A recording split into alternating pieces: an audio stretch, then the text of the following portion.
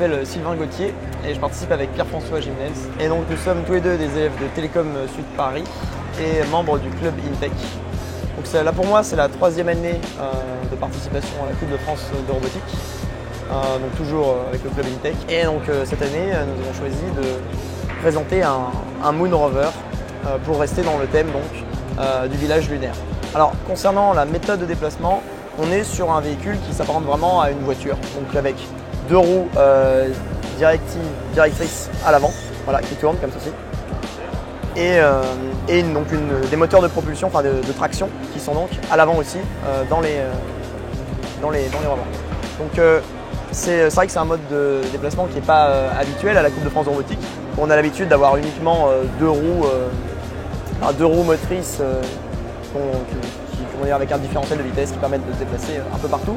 Donc l'idée là c'était vraiment d'être roleplay sur le côté Moon Rover. Parce que c'est pas du tout efficace, on va voir après que c'est assez compliqué de se déplacer comme ça. Et donc là en fait on ne peut parcourir que des trajectoires courbes en fait, ou des lignes droites, avec un rayon de courbure disons minimum qui est quelque chose comme ça. Grosso modo, voilà, on peut parcourir une trajectoire comme ça au mieux. Au niveau de chaque bloc de propulsion, donc on a en fait un moteur à courant continu de chaque côté avec un encodeur intégré au moteur pour mesurer la vitesse de rotation de chaque moteur. Chaque moteur va être donc asservi en vitesse en fonction avec un différentiel de vitesse mais puisqu'ils ne doivent pas tourner à la vitesse. Et ensuite on a un servomoteur au-dessus de chacun de ces blocs de traction qui va permettre de donner la direction au rover.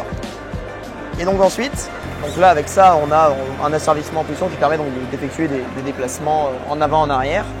Et donc là on va avoir un asservissement sur trajectoire courbe. En fonction de la courbure de la trajectoire courante, de l'angle de nos roues actuelles, de notre écart à la trajectoire, donc la distance que le rover actuellement par rapport à la trajectoire voulue et l'écart en angle par rapport à l'orientation du rover par rapport à l'orientation de la trajectoire. Avec toutes ces données, on va être capable de donner une nouvelle courbure à donner aux roues pour essayer de revenir le mieux possible sur la trajectoire voulue.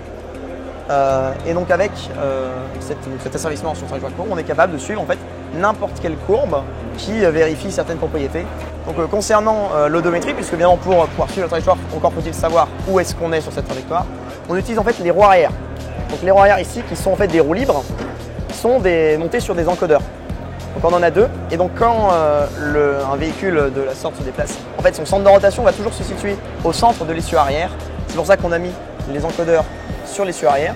Et donc en fait, quand le Moon Rover se déplace, il mesure avec ses encodeurs donc ses déplacements à gauche et à droite, et il peut en déduire donc sa position à tout instant.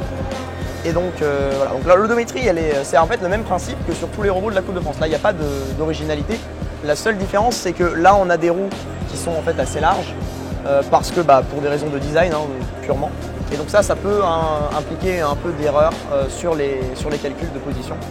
Donc alors concernant nos capteurs, on en a donc des capteurs Time of Flight qui sont des infrarouges laser qui ont une portée de 20 cm et qui sont très directifs pour repérer les ennemis devant. Ils sont donc là, c'est les capteurs verts. Et on en a aussi sur le flanc qui nous permettent, lorsqu'on se déplace près d'un bord de table, de mesurer la distance avec le bord de table et donc de corriger éventuellement des erreurs d'odométrie. Et donc ça permet de compenser le fait que notre odométrie n'est pas très précise dû au fait de l'utilisation de roues larges. À participer l'année prochaine, on ne sait pas, puisque l'année dernière on disait que c'était la dernière fois et puis nous voilà. Donc on ne sait pas trop ce que l'avenir nous réserve, mais en fait moi je pense personnellement si je vais reparticiper l'année prochaine, ce serait quelque chose de différent. Puisque ce qui est amusant finalement c'est d'innover à chaque fois et de trouver des nouvelles solutions chaque année. Pour une équipe qui débute, je ne recommanderais jamais un tel mode de déplacement. C'est beaucoup de travail pour faire quelque chose qui certes est classe, mais qui n'est pas du tout efficace pour un match de la Coupe de France. C'est-à-dire que là, par rapport à un robot avec 2 roues dirigées donc par différentiel de vitesse, il y a un travail énorme. Bon, on est déjà juste simplement sur l'asservissement vitesse, mais après vous verrez par rapport à la composition des trajectoires que va devoir suivre le rover, c'est particulièrement complexe. Et donc, alors voilà, c'est plus, disons, c'est amusant à faire, mais c'est très peu efficace.